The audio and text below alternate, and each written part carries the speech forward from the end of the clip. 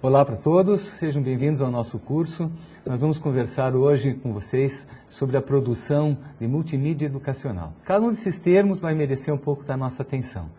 Meu nome é Antônio Simão Neto, eu sou professor há muito tempo, um pioneiro, quem sabe, nessas áreas de tecnologias educacionais, nas mídias educacionais e na educação à distância. Tenho trabalhado com isso há muito tempo e espero aproveitar bastante essa oportunidade de estar com vocês e compartilhar com todos um pouco da minha experiência e alguns dos conhecimentos que eu espero que vocês possam pensar junto comigo durante essas nossas aulas, para que a gente possa imaginar, então, como podemos nos colocar com relação a esse mundo, às vezes muito complexo, mas muito atrativo, muito interessante, muito motivador para nós, que é o da produção dos recursos que nós vamos usar para a educação à distância, para o ensino presencial e para todas as formas educacionais que precisam de recursos, além do professor, do quadro negro e da sala de aula.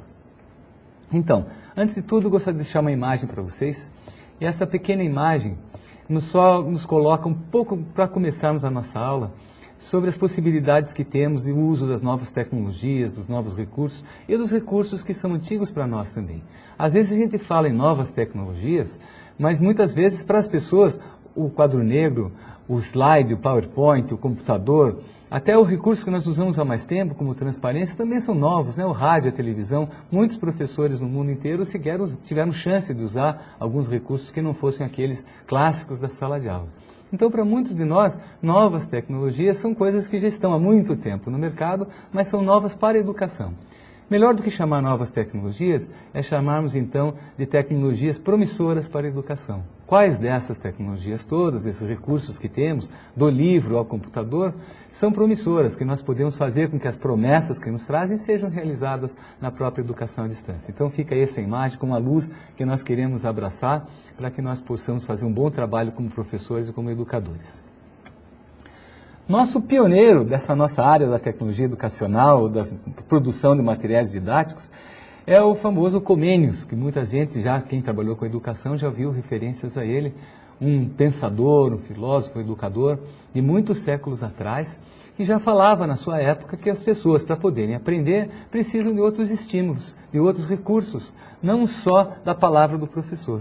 Comênius estava preocupado em ensinar línguas e idiomas para os seus alunos e descobriu que valia a pena, ele escreve isso no seu famoso livro, Magna Didática, que o apoio de imagens era muito interessante para os alunos poderem aprender. Então ele já começou a produzir recursos com o uso de desenhos e outras ilustrações e também com o uso do cotidiano, com expressões do cotidiano, onde o latim podia ser aprendido na aplicação que as pessoas podiam fazer. Então ele indica dois caminhos, já há muitos séculos atrás, que nós podemos seguir hoje, né? Que tipo de estímulos nós podemos levar para os nossos alunos, de modo que eles possam aprender melhor. E como é que a gente relaciona aquilo que a academia, que a ciência produz, com a vida cotidiana, com a aplicação, com aquilo que faz sentido para os nossos alunos reais, lá nos lugares onde eles realmente estão. Muitas das nossas possibilidades, então, estão ligadas aqui ao que o Comênius está nos dizendo sobre a produção de materiais educacionais. Então, falando de materiais didáticos como um todo, nós podemos pensar na sua importância. Qual a importância dos materiais didáticos para o nosso trabalho educacional? Em primeiro lugar, desde o Comênius, os materiais vêm com um material de apoio à aprendizagem. Mais ainda, eu diria até de uma forma um pouco crítica, né, que o material didático muitas vezes é mais de apoio para o professor do que para o aluno. Nós temos que inverter um pouco essa situação. O material tem que ser voltado para a aprendizagem e não somente para o ensino. Geralmente, então, o material é visto como um apoio à aprendizagem. O centro ainda é o professor, a exposição que ele faz, como é que ele toca suas aulas, mas usamos materiais didáticos como um apoio para o nosso aluno. Seja um apoio de texto, para leituras complementares, para fazer exercício, mas geralmente ele é visto como um ponto complementar daquilo que o professor realmente faz com um material de apoio. Nós temos também o material didático usado como um ponto de referência. Além da referência principal ser o professor, o material didático também passa a ser uma outra fonte de referência para o aluno, para ele saber o que a disciplina trata, os seus conteúdos, até para ter uma outra voz de autoridade, já que a voz de autoridade do professor está ali sempre presente. A voz do livro, né, a voz escrita do livro, também é uma voz de autoridade. A gente contesta pouco, critica pouco, parece que aquilo que está no papel, no livro didático, É a lei e a gente não pode alterar. Essa lógica, né, do poder, da autoridade de quem explicita, de quem expõe os conteúdos, é bastante presente nos materiais didáticos mais antigos. Nos materiais mais contemporâneos, isso já amorteceu um pouquinho. A gente já está discutindo um pouco mais a participação do aluno, o envolvimento, a criação, a leitura, a interpretação. Nós temos também outras formas de utilizar os materiais didáticos. Uma delas é a clássica de fazer exercícios, fazer reforços, fazer prática para memorização, para fixação de matérias. Nós vamos criticar um pouquinho isso, ver onde é que a gente pode aproveitar bem essas noções, mas vamos além. Eu quero trabalhar com vocês nessa nossa aula uma outra possibilidade de usar materiais didáticos que não seja só para memorização, reforço e referência. Existe um mundo de possibilidades. Cada um de nós vai poder julgar isso dentro da sua prática, do seu contexto, e como é que ele vai poder, de fato, aplicar em cada situação e pensar nas possibilidades de produção com relação aos recursos, às tecnologias e assim por diante. Mas nós podemos já adiantar algumas coisinhas. Por exemplo, além do material de reforço para o professor, o recurso para disciplina, de memorização, de fixação ou de referência, nós sempre podemos utilizar um material didático em qualquer mídia, em qualquer suporte, também como um ponto de partida. Não só para uma referência durante a caminhada, mas também um ponto de saída, quer dizer, um ponto de desafio, de provocação, material do qual o aluno possa partir para construir sua aprendizagem.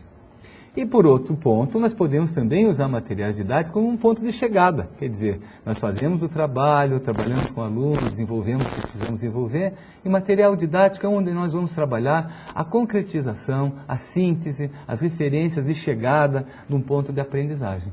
Então, sempre em cada material, nós podemos pensar se nós vamos usá-los como um ponto de partida, se nós vamos usar como um ponto de referência contínua durante a caminhada, ou se nós vamos, então, utilizá-lo como um ponto de chegada.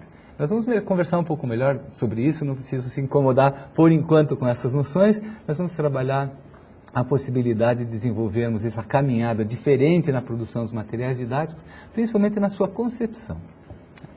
Dentro da educação à distância, evidente, mudamos de modalidade, do presencial para a distância, então nós temos a condição de pensar o que podemos manter naquilo que nós já aprendemos no presencial, que sabemos como funciona bem, com os materiais didáticos usados para o ensino presencial, mas a educação à distância coloca as suas próprias necessidades, seus próprios contextos e tem diferenças. Essas diferenças precisam ser bastante... nós precisamos preocupar bastante com essas diferenças e prestar muita atenção em quais são as diferenças reais. Onde é que está a diferença entre ensinar à distância e ensinar no presencial, principalmente na produção dos próprios materiais. De que materiais precisamos para que a educação à distância seja uma modalidade com bastante resultado, com qualidade para os nossos alunos.